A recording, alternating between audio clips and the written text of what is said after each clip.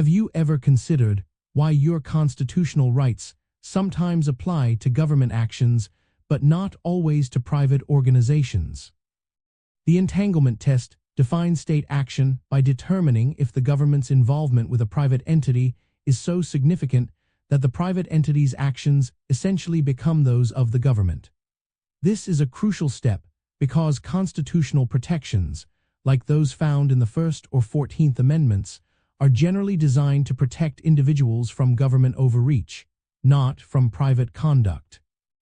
This test serves as a judicial tool to bridge the gap between purely private actions and those that take on a governmental character due to a close relationship with the state. The core mechanism involves scrutinizing the nexus, or connection, between the private actor and the government. Courts examine whether the government has fostered or encouraged the private conduct, whether there is a symbiotic relationship where the government and private entity mutually benefit, or if the government has delegated a traditionally public function to the private party.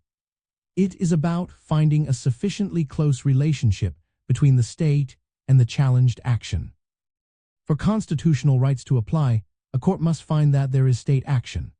If a private school, for example, receives substantial funding from the state and operates under extensive state regulation, its disciplinary actions might be deemed state action, meaning students could invoke their due process rights. Conversely, a purely private club that receives no government support would typically not be subject to constitutional constraints, no matter how discriminatory its practices might be.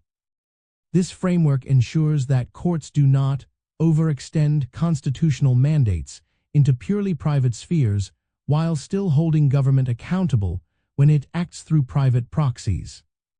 An important concept here is the idea of a symbiotic relationship, first articulated in the case Burton versus Wilmington Parking Authority.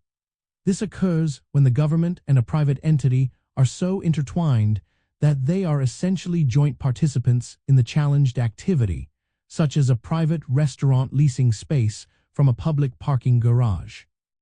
Another facet is when a private entity performs a public function that is traditionally and exclusively reserved for the state, like running elections.